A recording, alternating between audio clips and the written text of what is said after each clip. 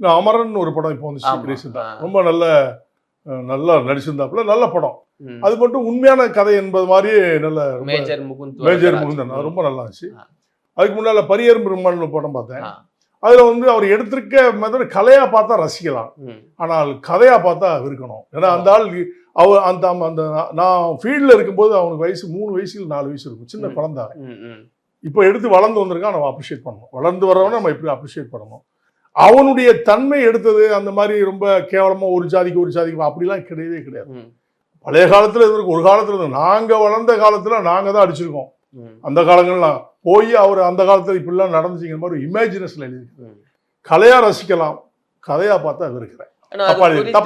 தப்பா எழுதிருக்காங்க. நீங்க சொல்லியிருக்கீங்களா அது குறித்து? சொல்லியிருக்கேன், விமர்சனமே பண்ணிருக்கேன், நிறைய இதுலயும் கொடுத்துருக்கேன். ஜாதிய படங்கள் பழைய காலத்துல உள்ளது இப்ப தேவை நெசசிட்டியே இல்ல.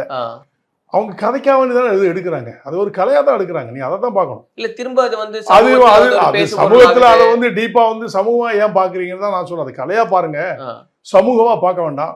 சமூகமா எடுத்தால் அந்த டைரக்டரை அடிக்கவே செய்யணும். ஆனா கலையா பார்த்தா வாழ்த்த தான் செய்யணும். நான் அவனை கலையா தான் பார்த்தேன், கதையா பார்க்கல.